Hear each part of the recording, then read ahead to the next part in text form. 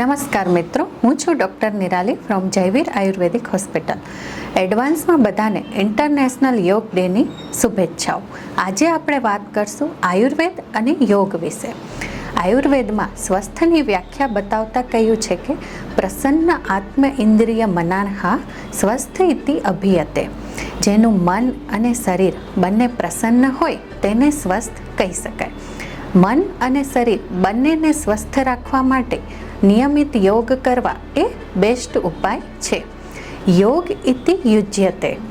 શરીર અને મનને જોડે છે તે યોગ છે. ભગવદ્ ગીતામાં કહ્યું છે સમત્વમ યોગ ઉચ્યતે. મનનો સંભાવ તે યોગ છે. અષ્ટાંગ યોગમાં 8 અંગોનો સમાવેશ થાય છે. યમ, નિયમ, આસન, પ્રાણાયામ, પ્રત્યાહાર, ધારણા, ધ્યાન અને સમાધિ. આ યોગના 8 અંગો શારીરિક અને માનસિક સ્વાસ્થ્ય કેળવવામાં ખૂબ જ ઉપયોગી છે. શારીરિક સ્વાસ્થ્યની સાથે સાથે માનસિક સ્વાસ્થ્ય પણ એટલું જ જરૂરી છે. જેથી આજે આપણે ધ્યાન વિશે વાત કરીશું. ધ્યાનના 3 પ્રકાર છે: બાહ્ય ધ્યાન, મધ્ય ધ્યાન અને આંતરિક ધ્યાન. બાહ્ય ધ્યાન એટલે સૂર્ય, ચંદ્ર, તારા વગેરે પર ધ્યાન કરવું. મધ્ય ધ્યાન એટલે આપણી આસપાસની વસ્તુઓ જેમ કે ભગવાનની મૂર્તિ, ગાયના ઘીનો દીવો વગેરે પર ધ્યાન કરવું. અને આંતરિક ધ્યાન એટલે આંખ બંધ કરીને ધ્યાન કરવું.